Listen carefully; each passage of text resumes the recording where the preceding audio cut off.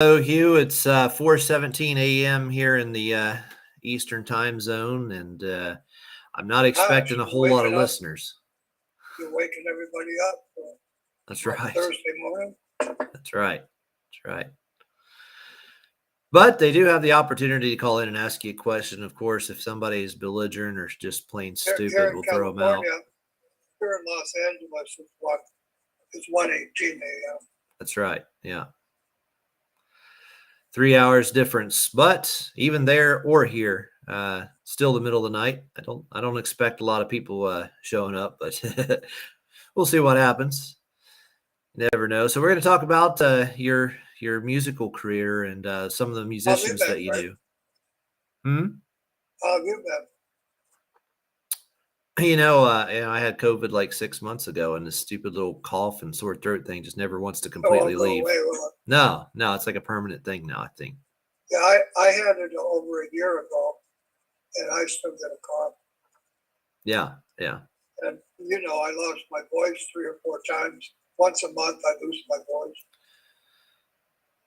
As you can see, I'm standing where the Pope makes his addresses here. So, here in the Snake Building. I don't know what it's called, but it's the Snake Building. Looks like a snake. So what's the reason for your video tonight? So let's hear all about your musical career and some of these musicians that you've known. My career? I ended my career at the Tennessee Methodist Church. I was publishing Disney. Went to church with Disney and James Taylor. Disney would write me songs, and I'd copyright, publish them, and James Taylor would sing it with me on the radio every Sunday. That's how I ended my career, as Obama's government murdered 2 of my wives with CBS on the Manning Civil War Ranch in Mossheim, Tennessee. I owned a ministry with Willie Nelson's guitar player, Johnny Cook. And most people don't know that Willie Nelson's guitar player owned a ministry. He was my partner at Smoky Mountain Ministries. So you knew Willie Nelson? Well, Willie lived down the street from me when I was a little kid. Okay. And I don't know if he remembers me or not. Mm. I was a little kid. He was an adult. Johnny Cook knew me. He was Willie's guitar player. And Johnny owned a couple of lounges that Willie used to play in. And Johnny found God after he murdered several people. Conveniently, I'm sure. He started Smoky Mountain Ministries. And we had a magazine called Gospel Notes. We'd give it out all over the Bible Belt in stores like Food Mart. We'd put it in wherever the trading time was. We'd put a copy of Gospel Notes. He found God, but he never found any paychecks for you, I understand.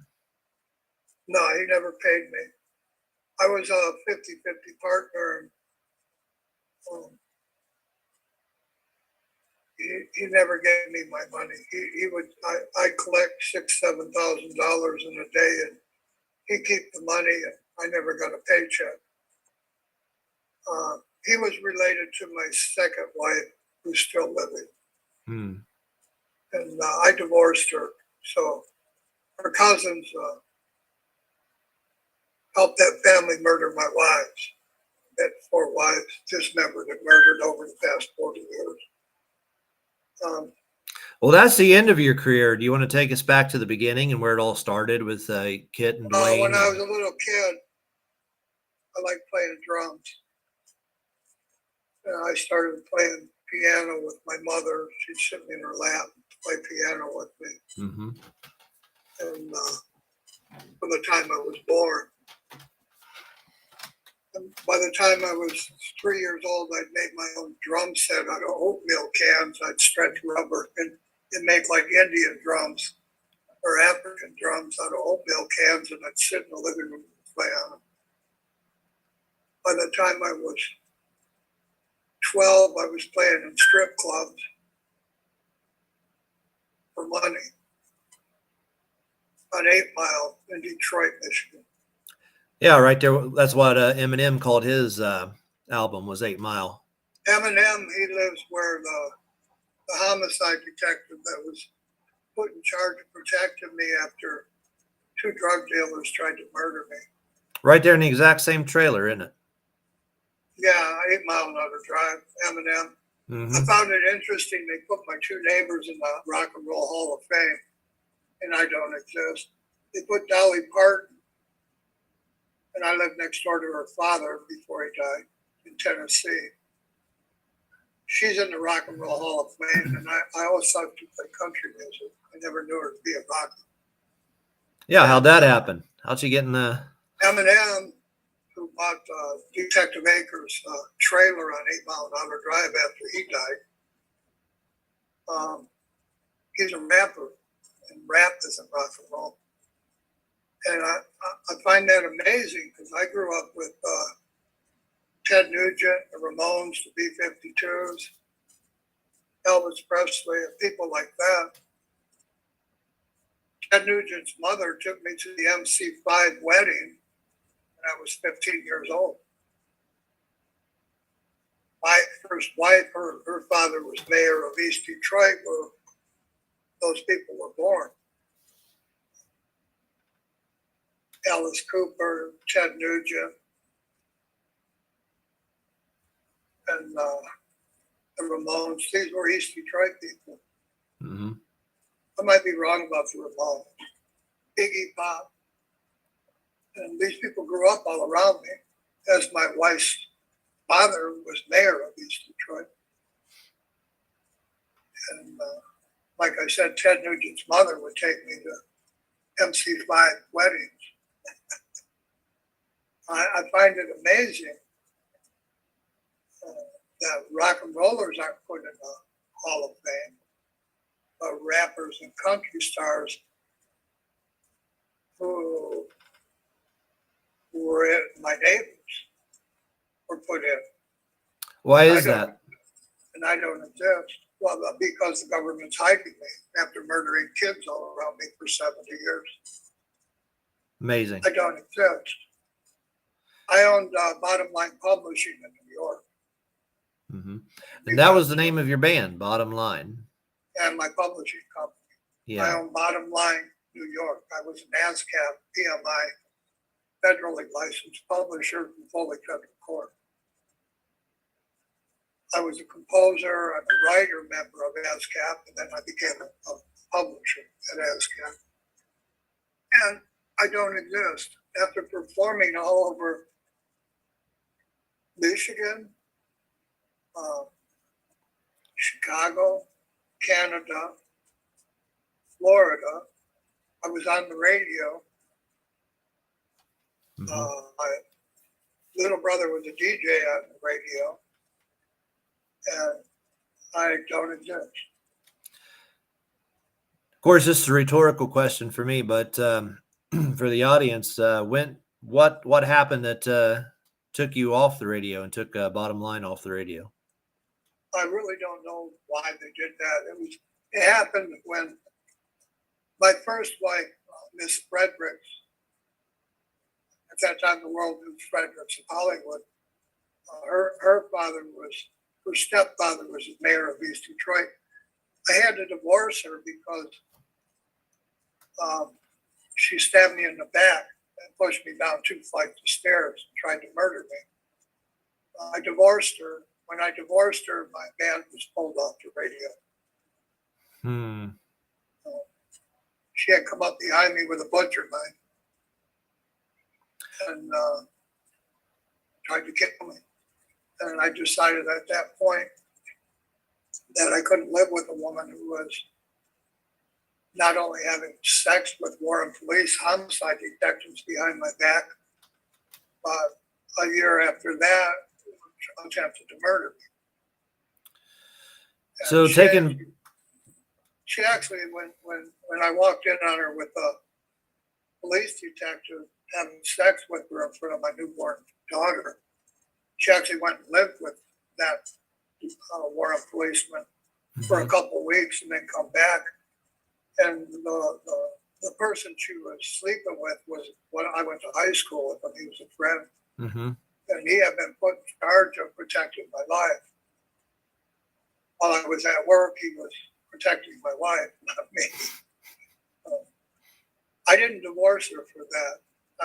I forgave them both. And I let her back in my house because we had a kid. And then she told me she was pregnant again after living with the homicide detective for a couple of weeks. And that's where you got M&M. It was from 8 Mile an Hour Drive in that, I don't know what you'd call it, a mobile home complex on 8 Mile an Hour Drive where M&M lives now. He lived where the homicide detective lived, who was supposed to protect me. That's amazing. Mr. Akins, he was a Warren homicide detective. He never protected me.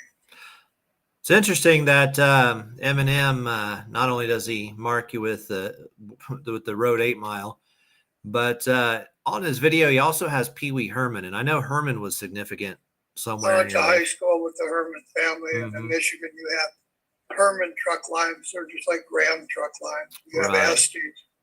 And I knew all the truck lines because my family's married to the Hoffa family, James Hoffa's family. That's right. Yeah. And my family makes the transmissions for semis. The Fuller transmission. My grandmother was Mrs. Fuller.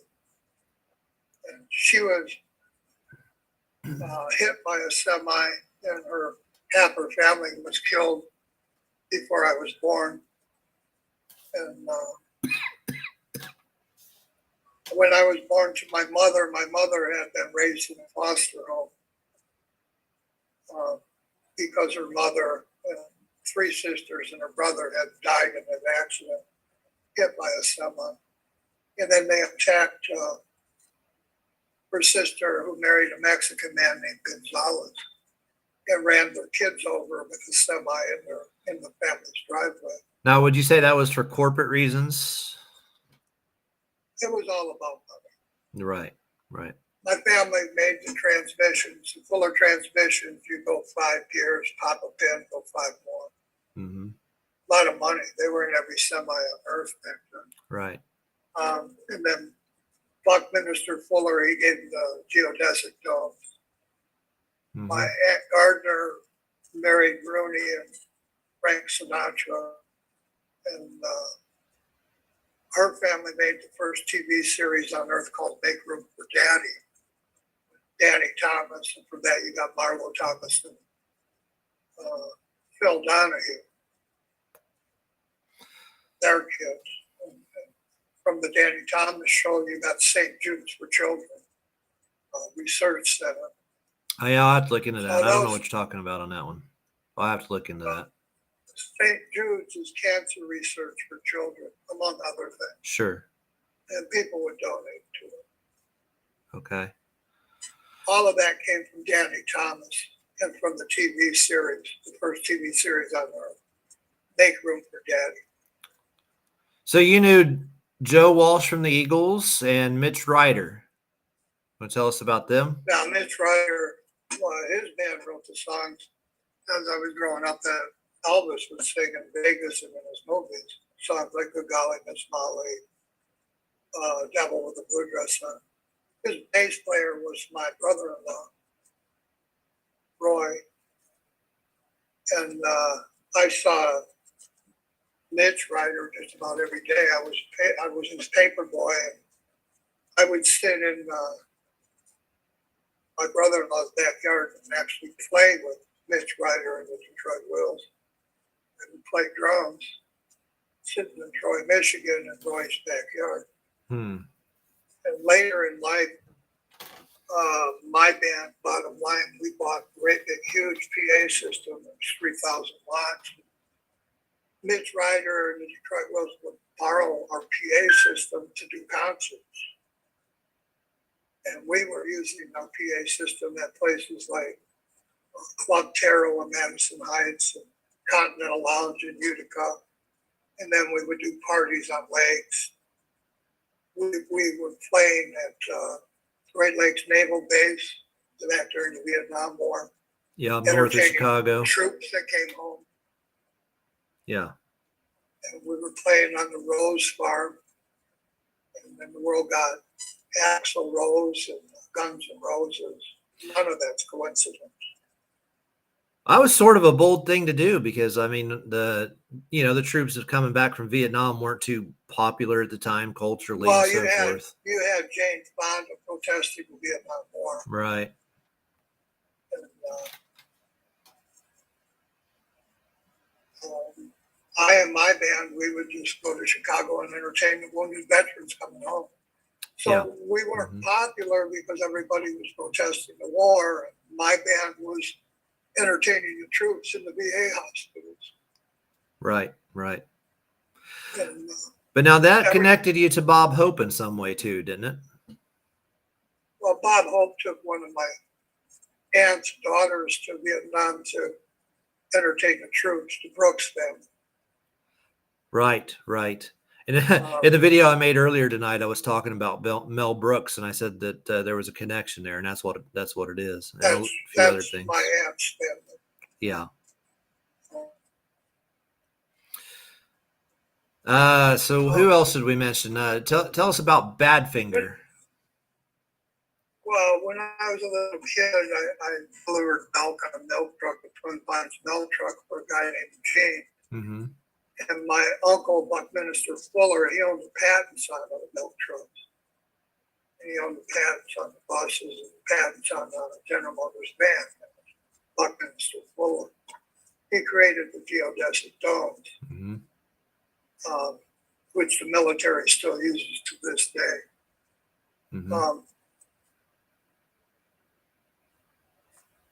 I delivered milk at the age of 4 or 5, maybe even 3, for Gene on a Twin Pines milk truck. He'd pull up to the house and I'd grab the milk. He'd give me the milk or eggs or whatever they bought. I'd carry it up to the door and put it in the milk chute. And he paid me for that. And I fed my family that way. At 3 years old, that's pretty astounding. Yeah, back in the 50s. Yeah. My father's hands had been cut off. Mm-hmm. And he couldn't work for a year, so my family was poor. So yeah. Gene gave me a job doing that. I fed myself and my brothers and sisters for a couple of years, and then I got a paper route. But then he opened a bar later. Gene built a club called Cupid's Den in Madison Heights, Michigan, mm-hmm. across from Dolly Madison Apartments. Mm-hmm. In Madison Heights, Michigan. Hmm.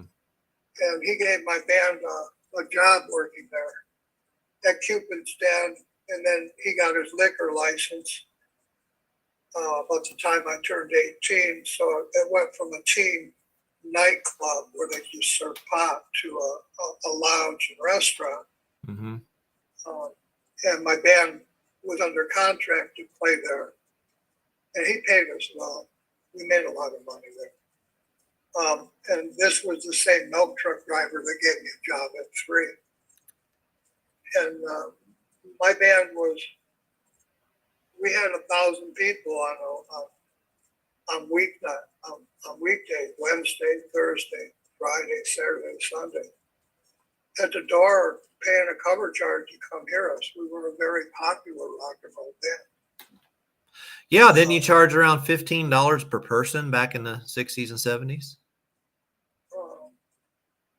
It wasn't 15, it was 10. 10, okay. And then it went up to 12, I believe. Okay. And my band, we would play for just the cover charts. And it was a lot, 1,000 times $10. It's a lot of money. Heck yeah, especially back then. And, And how many days a week but would you play? I was hanging out with, the people in Mitch Ryder's band. When I wasn't playing music, I was working with Bob Seger's band at a place called EG&C. I knew both of his drummers. And his songs seemed to mark my second wife's family. Songs like Proud Mary. He was singing about Royal Oak. My wife Mary hung out in Royal Oak. So all his songs seemed to be centered around her, and her family lives next door to him in Orchard Lake. That's where his house is now in Orchard Lake. Mm-hmm. Two women attempted to kill me right in front of his house when I was about 17 years old,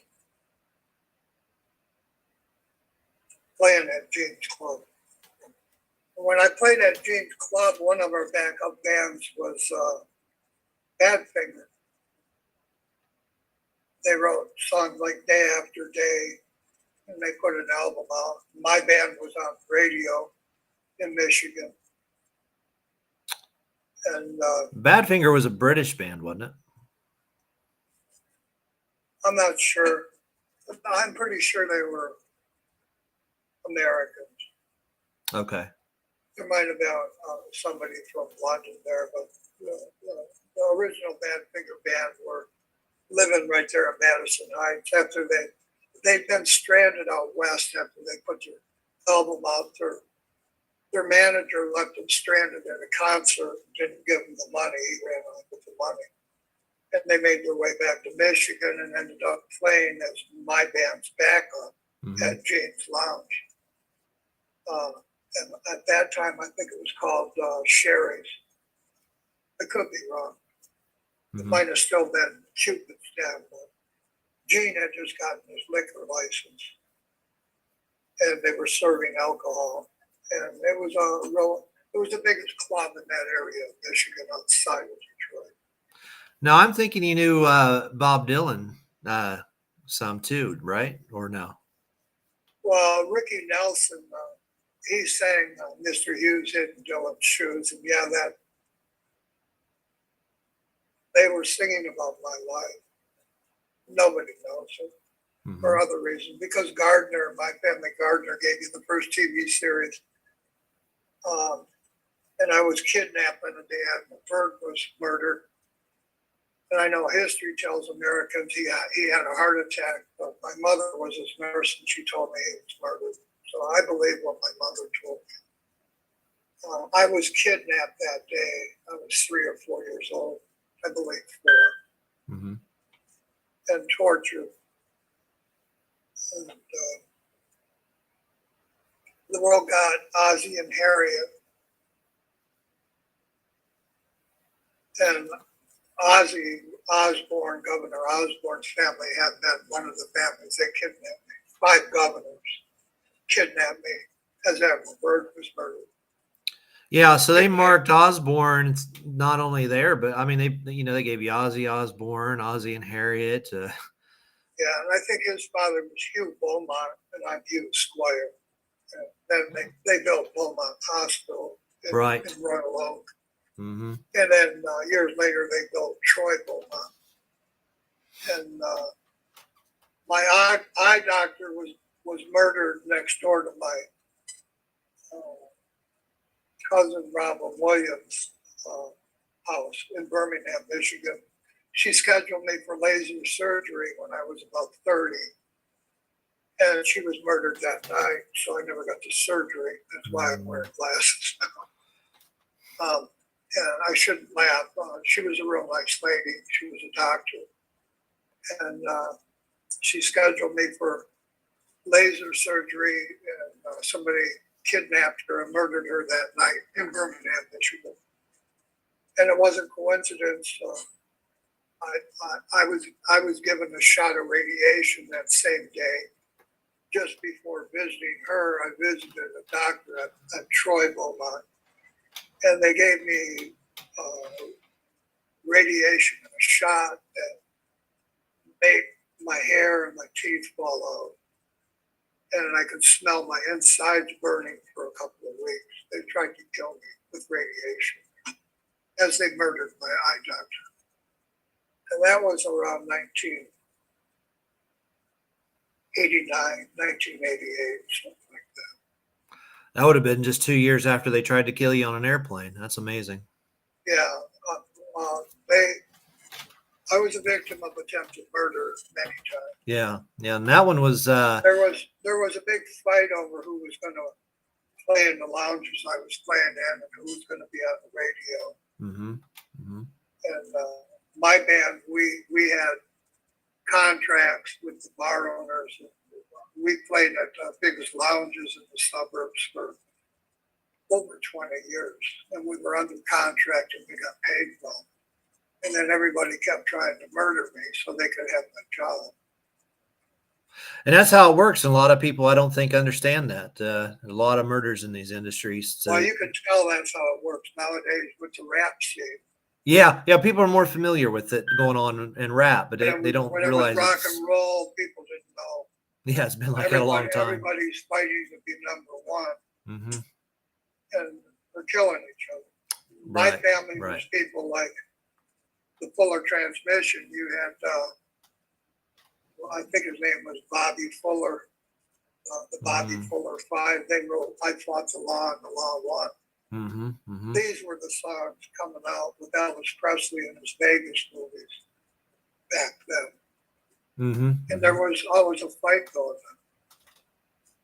In the background, there was a fight. Everybody wanted to come in lounges and pretend they were mafia. They would, do crimes, try to impress people like the real mafia and want to be a part of it. And that was the general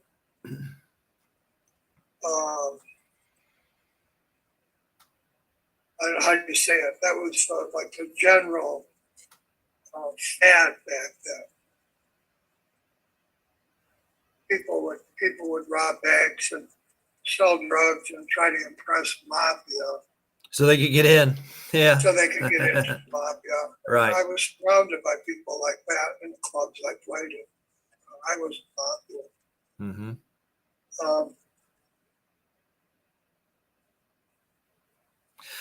Not so many people know. I Go I used to hang out with Jim Gould in the gallery at Club Chevelle.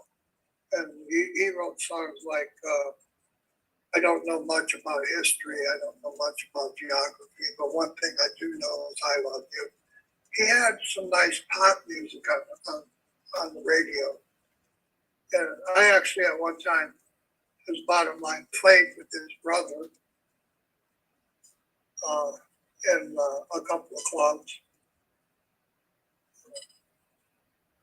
in the Detroit area. He was a guitarist and I played drums.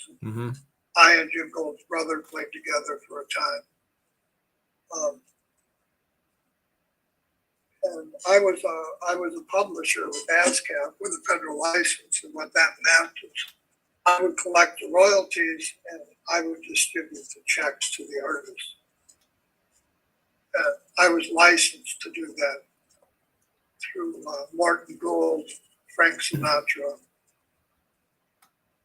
and the people that were running ASCAP, Ted Kennedy. And I actually knew all these people. I met Dee Snyder before Twisted Sister even existed at one of my publishers' meetings with B.B. Bourne, Elvis Presley's publisher. Strangely, some people try to say they don't believe this, but I've seen your pictures that you took with these people at ASCAP, and except for BB Bourne, I haven't seen her yet. I don't know what she looks like. I never told people I was a publisher. My own family didn't know I was a publisher. Yeah, Mm-hmm. I took music in school, and I wrote ASCAP and became a writer. Then I became a composer, and then I asked to be a publisher, and I didn't tell people. Even my own band members didn't know I was a publisher. Mm-hmm. I was working on publishing our music, and they stole my band. Right, and that was the big they theft. Didn't know they were also stealing my publishing company in New York, Bottomline. Mm. And that was a guy. My own family did that, and that was a part about stealing my inheritance. My family stole my inheritance from the Fuller family, and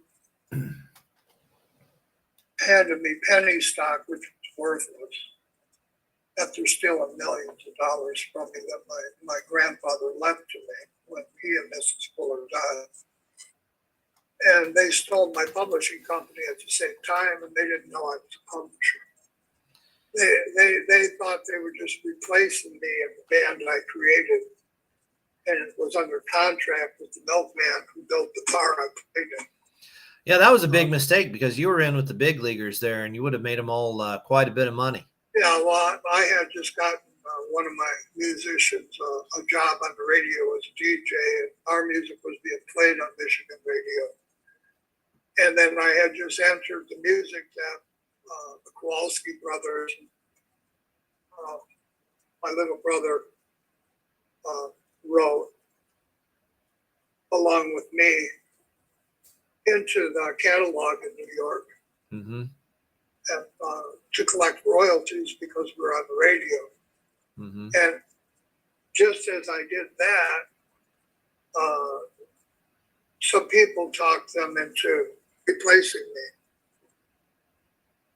And those people are the people, the governors who kidnapped me when I was a baby and tortured me. Right. And murdered my twin.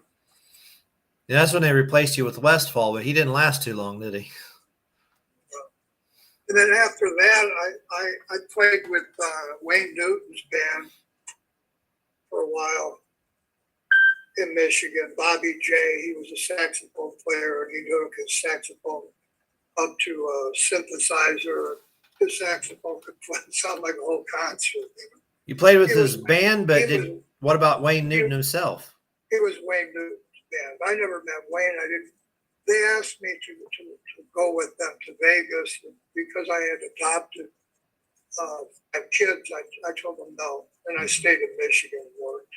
Right. So I never met Wayne Newton, but I knew his band and played with his band.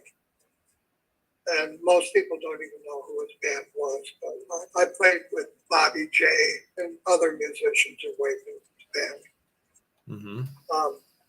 And I was working for Morrison, who is John Wayne, driving truck in Detroit. Yeah, actor John Wayne. I would drive truck to bars in Detroit and restaurants in the daytime, and then play music in them at night. And I was a publisher, collecting royalties and distributing paychecks to musicians. And I was active with the Kennedy family.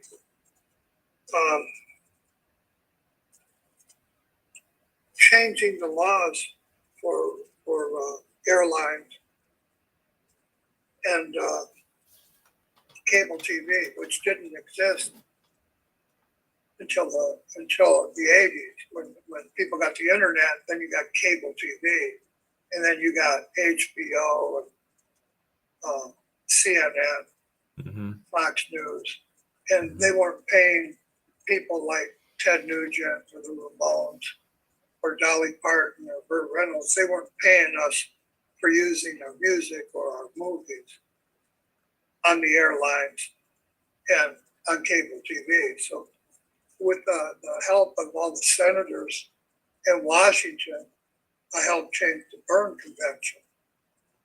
And Kennedy helped with that, Senator Kennedy. Yeah, the whole Kennedy family was helping me. And I was on the front page of the Chicago Tribune with my band Bottomline, and I was a publisher. Well, that now as, that they, as they murdered the Kennedy. Yeah, back in '63, right? So I was a Tribune publisher. John F. Kennedy was talking about Tribune publishers just before they murdered him. Yeah, you were on the Tribune and you were a music publisher, right? John F. Kennedy's press secretary actually used my trademark Bottomline for his last book. After his first or second book was 7 Days of May, they made a movie. Then after Kennedy was murdered, his last book, and my neighbor made a jacket for it, Bottom Line, my band's trademark. As the world started getting DuPont and the WWF stealing my trademark Bottom Line events in New York. And then I was murdered half a dozen times again. And then that's when Detective Akers, where the world gets M&M from. When did they start Bottomline Bar in New York? He didn't protect me, so I was murdered over and over several times.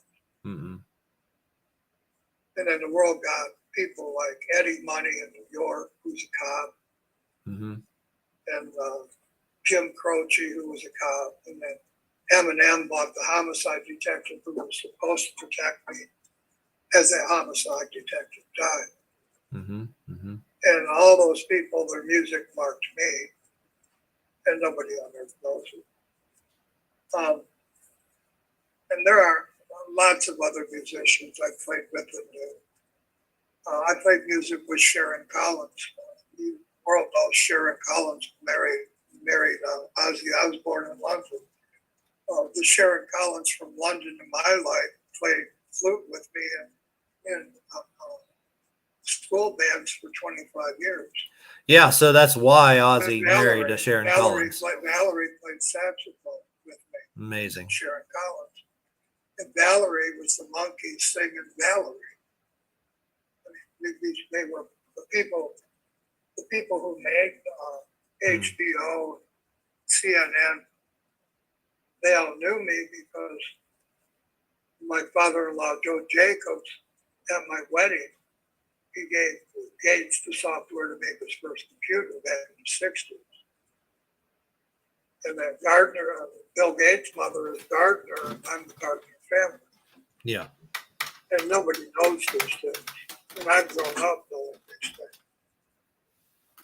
And I'm not bragging. They murdered kids all around me. And killed the Kennedys all around me. And murdered 4 of my wives. So they could have my money. Yeah. And my place on the radio. And it's the same concept as these rappers, killing people to get their positions. That's what people don't understand. There's no difference. Right. There's no difference. The only difference is in my life, homicide detectives helped them do it. Right. Yeah. And then those same homicide detectives in Oakland County, in Macomb County, Michigan, they hid the murders of kids. And the people that murdered the kids all around me for 70 years. I just had 3 kids murdered in 2017 in Oakland County who are related to me.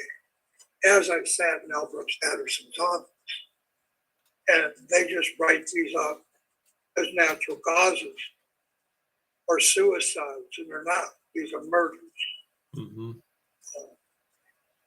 You know that. You've seen the hospital records from my wife. And state policemen turn a blind eye to the dismemberment of my wife and call a dismembered body natural causes to this day. Right. And you've seen the hospital records. Right. Yeah, sure have. You know I'm not lying to you. Right. Other people, they don't know that because the police call dismembered bodies. Whenever it's my family who's dismembered and murdered, the police look the other way, and they don't even get an obituary. And this has been going on in my family for over 70 years. So like these other musicians and stuff, maybe another musician will kill another musician to get their position, but because you had become a federal publisher, the entire federal government stepped in to hide this, right? Well, when you get a federal license, the military is supposed to back you. And in my case, the military that was supposed to back me was Timothy McVeigh. And he was framed for Oklahoma. Whether he admitted to that or not, that they must have gave him a lot of money in the background to get him to say he did that. Mm. And he did it in a Ryder truck. So my brother-in-law, Mitch Ryder, he got a lot of free advertising as Presley sang his songs. And McVeigh was picking his illegal drugs up from Robert Tosh Plumley and Kiki Camarino on property I bought from the Mazar family in Utica, Michigan. I had a 7-square-mile farm there. And the CIA was running an illegal gun and drug trade around me. Wow. And that was as I played for Sylvester Stallone and Antonio Banderas at Cafe Dina Marie's across the street from my college. They owned that restaurant. Mm-hmm. And I played there solo, and I was a publisher. And nobody at my college or even my own family, I never told them I was a publisher. Mm-hmm. Now so it was around. I had all the keys to make my band and all my friends rich and famous, and the very people I was trying to make rich and famous stole my business from them. Right. They'd all be billionaires or at least multimillionaires by now. It's unbelievable, the stupidity of what they did. It is mind-boggling. Well, that's why. That's in the Bible. It tells you Cain slew Abel. Right. And then God helped Cain, mm-hmm. which makes absolutely no sense to me. If you're not, thou shalt not murder, but God helps the murder. Mm. Tell me that makes sense. Mm. I don't believe in the Christian religion. I don't. Right. Because of things like that. And Admiral Byrd is related to all the kings of Europe. And I'm his relative. So mm-hmm. I'm related to the London king who authored the Bible. Mm-hmm. Mm-hmm. People say he didn't author it, it's inspired by God, but I don't believe that because he was killing scribes and monks who didn't write what he wanted. And I know this because it's my family, and that knowledge is passed down in my family. Talked about that in quite more extensively in the video I made a few hours ago. I went into that pretty good. Oh, I haven't watched. Yeah. Well, I just made it, but yeah, interesting that you brought that up because I talked about that a lot. I like playing. I played with Benny Mardonis once or twice. He used to come from Canada and sit in at James. With I don't have a clue who that is. Explain that to me. He wrote a song called "If I Could Fly." Real good song. Okay. But I don't agree with. He was singing about having sex with a 16-year-old. But it was a real good song. And now you knew B.B. Bourne, who had published for Elvis before he was murdered. Her father created the Bourne Publishing Company. The Bourne Publishing Company is the biggest publishing company on earth, and they published high school, elementary, and middle school books and college books. Bourne Publishing, they're a huge publishing company. Mm-hmm. Mm-hmm. Who were ASCAP publishers I would meet with in New York. Yeah. When we had our publishing meetings. And now she's the only one of the those. last meeting I went to, I had dinner with B.B. Bourne, Dee Snyder, and my cousins, the Mills brothers. Yeah. And it's not a coincidence that on 9/11, my cousin Mills was filming George Bush in kindergarten class my girlfriend put him in down in Florida. Yeah, they were trying to get you to work for them, weren't they? Yeah, they offered me a $1 million contract to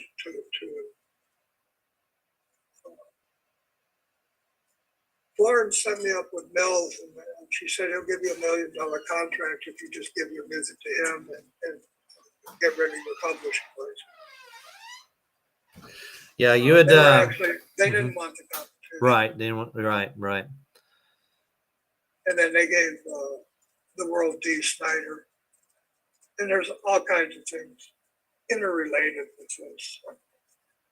When the military backs a federal license and you have the power to publish books, movies, and music anywhere on earth, you have the FBI and the CIA and the police all involved in this. And then the military collected my debts. And that's why you had Tim McVeigh on my farm. And then he was accused of blowing up Oklahoma in a Ryder truck. This was a free advertisement for my brother-in-law writing the songs for Elvis. Hmm. And as the internet came into being, nobody had a computer back then. Mm-hmm. The internet had just been developed. I used to bring a big suitcase home from college and you put a rotary phone on it. That was the internet back then. We didn't have cable TV. Hmm. And McVeigh and John Nichols, they were my neighbors for 30 years. And people don't know things like John Nichols ran against Coleman Young to be mayor of Detroit. I grew up with these people. I know things like that. The family that shot John Lennon in New York into Dakota, he just died next door to me here in California. Was that Nichols or? Well, Nichols was married to him. Oh, okay. That was Google it, the guy who shot John Lennon into Dakota. And then I live with an Indian family from Dakota, the Lakota Indians who own Mount Rushmore. And I'm related to the presidents of Mount Rushmore. And the family I live with ran Caesar's Tahoe for a long time. Yeah. And I was a federal publisher who could send entertainers to Caesar's Tahoe or the Sands to entertain people, and I knew the people running the casinos. Chapman, that's who shot Lennon. Yeah, he just died next door to me after Waldo and Smith and Lawsonbach, and all these people framed Lee Harvey Oswald for JFK's murder. They framed him. And Sherry's was the name of James Cloud after being Cupid's death. Now I talked about that in the last video. There was Hall that was one of the rapists, and that was there in Osborne's basement when you were 4. Well, I don't want to talk about being married. No, but then there was Mick Jagger married Hall, and Mick Jagger would brag about killing Kennedy in a song. Yeah, he said, who killed Kennedy after all it was being you? And I signed his contract so he could play at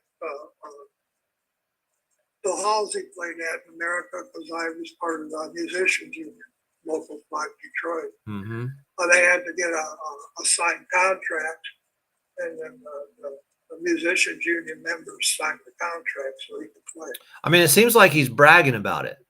Or is that? He was. Yeah. And then he went back to London, and my cousin, the Queen, via Ethel Birch, she's my cousin, my mother's cousin.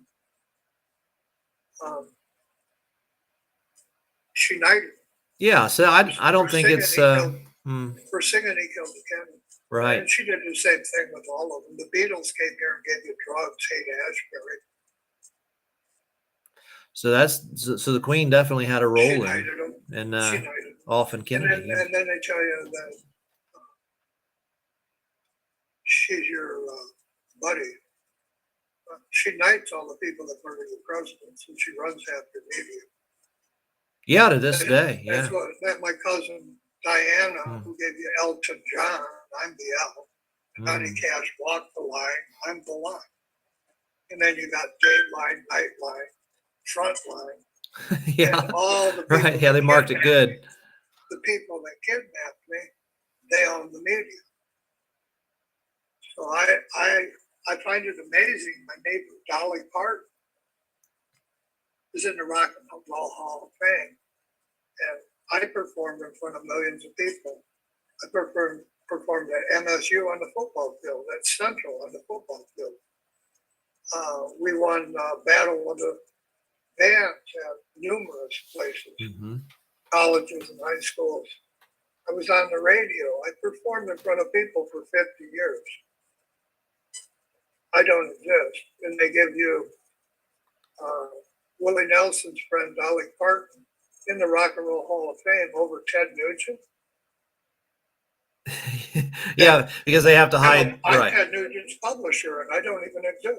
Yeah, and you played it and as all of this is club. because, and all of this is because I stopped a gun and drug trade on my ranch I bought from the Czar in Utica, Michigan.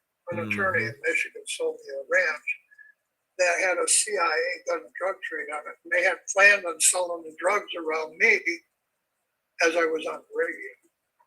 And I saw little kids getting overdose, and I mean little 2 and 3 year old kids, overdose, going to the hospital, getting drugs off of good humor trucks on my property. And as soon as I saw that, I talked to the mothers, called the FBI, called the police. They put the drug dealer in jail for 1 day. I went to jail for a year. Yeah, they set you up after that. Yeah. Right. And then the world got Oliver North because my uncle died. My uncle was with Patton, General Patton in World War II, in the armored division, the tanks. And then he cleaned up Hiroshima and Nagasaki. Frank, and right? Was that his name? Put me in jail and gave the world Huey Lewis. Well, Captain Lewis flew the Enola Gay. They had Big Boy on it, and they dropped it on Hiroshima. And they buried me under this stuff. And then they framed McVeigh and Nichols. They framed O.J. and Robert Blake. And then they murdered my wife. And that was my first murdered wife, Kiki Nelson from Missouri. Yeah. Ricky Nelson's cousin. I think that was Ricky Nelson, you want to know the affiliation between me and Dylan is I was Mr. Hughes hitting Dylan's shoes on Ozzie and Harriet at the garden party and on the garden of family. Yeah. Oh, that makes perfect sense. Yeah. Right. They marked me like this my entire life because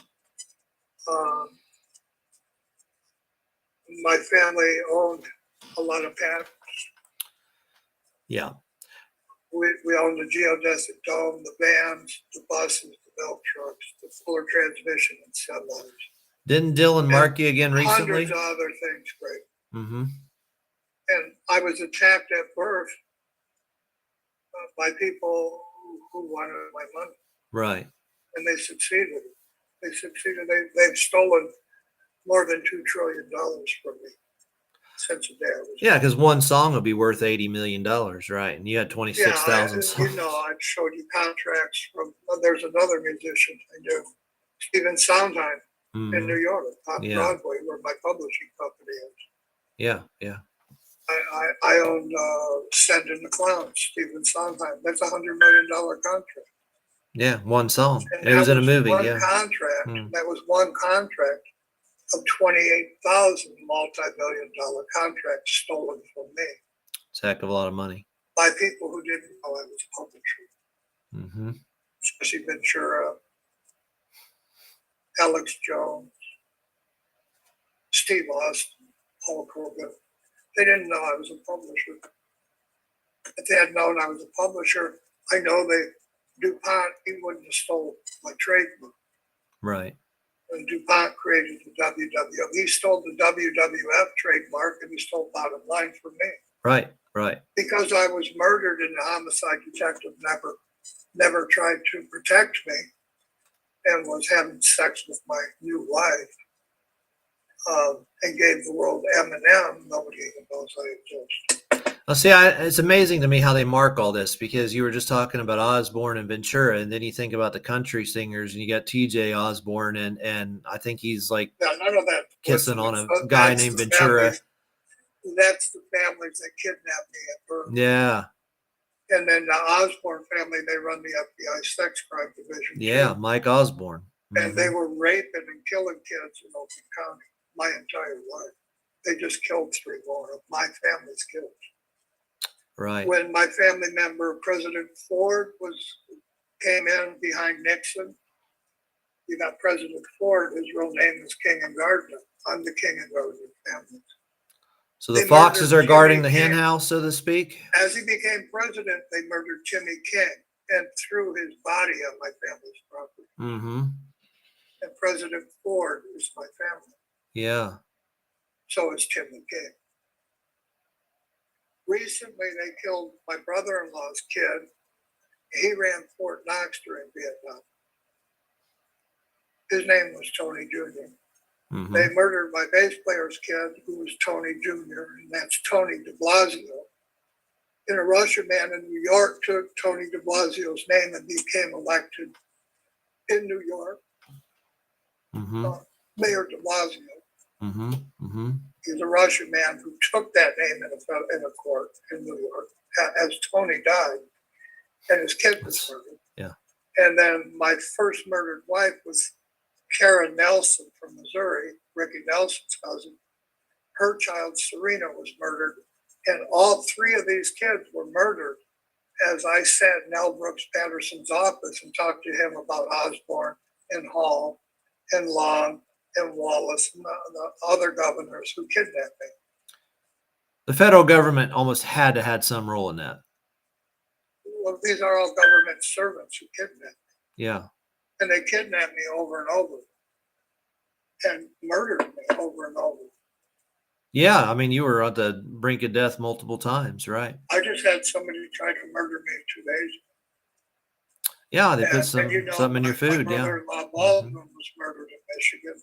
Mm-hmm. I called my sister and she didn't believe me. Right. She found his body, didn't believe me, so it's not written up as a murder. Mm-hmm. Mm-hmm. And then the guy that murdered him, his name was Rusty Hoffa. And he changed his name to Rusty Killen, and then he came out here to California, called me on the phone to shoot me in the back of the head. That was 3 years ago. Yeah, and all for a movie. Well, it was like 5 years ago. That was 2017, wasn't it? And yeah. Because I already knew about it when I met you in 2018. And then we're sitting here listening to the news, and we see this, Hall again. There's that name again. Hands Alec Baldwin a loaded gun. It's always the people who kidnap. Always. Yeah. So And I think Hall handed Baldwin a loaded gun. Probably had a hairpin trigger. He pointed it. The trigger went off. And it killed H.H. Well, I'm H, and they doubled me. Mm-hmm. I'm an ASCAP publisher with federal license, and George Bush stole my federal license. Yeah. And then lied to the world about 9/11. And if anybody wants to see that, wants to hear George Bush say your name on 9/11, we have that video. They were hiding It's in the $2 trillion playlist. in theft from me. And my friends and family helped my enemies steal that kind of money from me as I was trying to put them on the radio and publish the music. Right, right. That's how ignorant. That's why I moved away from Michigan, where I was born, because they tried. My own family tried to kill me numerous times for money. Mm-hmm. They stole my business, Bottomline, for money. Right. They poisoned my food. My oldest brother and 3 of my mother's sisters stole my inheritance. Mm-hmm. My next oldest brother raped my wife in front of our children. That was Karen Nelson from Missouri.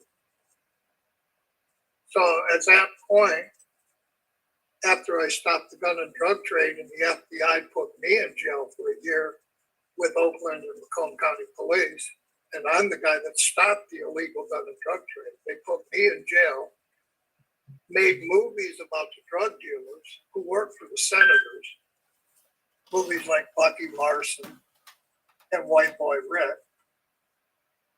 And White Boy Rick wasn't even a drug dealer, he was a drunk.